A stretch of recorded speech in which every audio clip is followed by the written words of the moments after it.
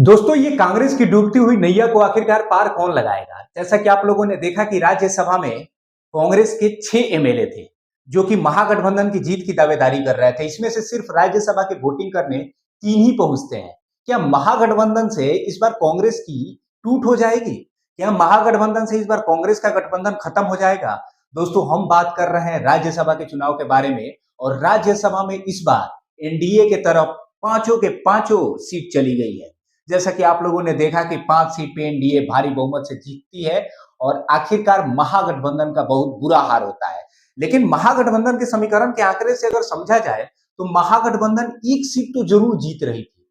आखिरकार जब एआईएमआई, कांग्रेस और महागठबंधन को सीट और बसपा को सीट को मिला के एक सीट महागठबंधन निकाल सकती थी अगर सारे सारे कैंडिडेट वोटिंग देने पहुंचते। तो 41 मेंबर को जरूरत होती है और 41 मेंबर थे। लेकिन आखिरकार 3 विधायकों को आखिरकार किसने खरीदा? दोस्तों, ये सोचने वाली बात है कि कांग्रेस के 3 विधायक और आरजेडी से 1 विधायक जो कि मुस्लिम समुदाय से बिलोंग करते हैं, ये 4 के 4 वोट की कमी पड़ गई महागठबंधन को जीतने के लिए, जैसा कि आप लोगों ने देखा। और मैं आपको पहले बार बता दूं कि कांग्रेस की खरीद बिक्री ये बहुत पुराने मतलब परंपरा है। जैसा कि आप लोगों ने देखा होगा कि पिछले चुनाव में भी कांग्रेस के कुछ नेता टूट के और बीजेपी में चले गए थे। क्या कांग्रेस के नेता अपने लीडर की बात को नहीं सुनते, जिसके वजह से हर एनी टाइम इनकी डूबती हुई नैया और डूबती जा रही है?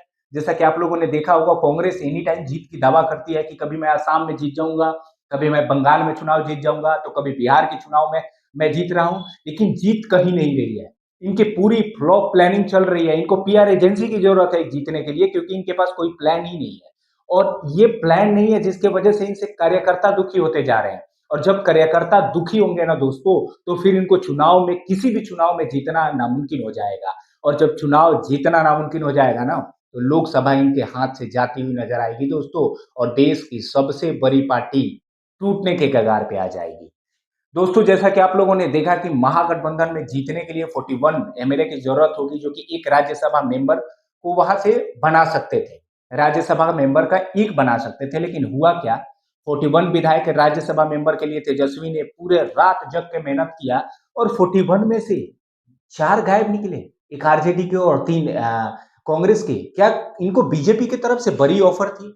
लेकिन हालांकि जो मुस्लिम कास्ट से आते हैं आरजेडी के विधायक, उन्होंने साफ बयान जारी किया है कि हमारे यहाँ पे उपलब्धता इसलिए नहीं थी कि उनकी माँ की तबीयत खराब थी, जिसके वजह से वो एम्स दिल्ली में भर्ती थी, जिसके वजह से वो नहीं उपलब्ध हुए। वो लगातार कांटेक्ट में थे। लेकिन जब एक वोट के लिए यहाँ पे मशक्कत करना था, तो क्या वो 5 मिनट का समय नहीं निकाल सकते थे अपने पार्टी के लिए?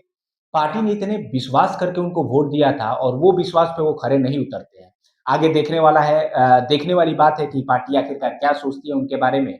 और उसके बाद ये भी देखने वाला है कि कांग्रेस से कितने दिन गठबंधन चलता है दोस्तों। कांग्रेस की वजह से बार-बार एलिगेंस लगते हैं कि आरजेडी को नुकसान हो रहा है। और मुझे लगता है कि इस चुनाव के बाद कांग्रेस बिल्कुल तरफ फ्लॉप होने वाली है यूपी में भी। यूपी में तो बिल्कुल अलायंस नहीं करेगी मुझे लगता है, जहाँ तक सपा। लेकिन देखने वाली बात है दोस्तों, ये चुनाव का माहौल है, इसमें कुछ भी हो सकता है, कुछ भी मुमकिन है। लेकिन इस बार पाँचों के पाँचों राज्यसभा की सीट एनडीए गठबंधन में चला गया है। महागठबंधन से कोई नहीं है दोस्तों। बाकी अगर आप हमारे चैनल पे नए हैं और ऐसे न्यूज़ का आप भी वेट करते हैं, तो हमारे चैनल को सब्सक्राइब कर लें। आपको तथ्य के साथ आपको न्यूज़ दिखाने की कोशिश करूँगा। धन्यवाद।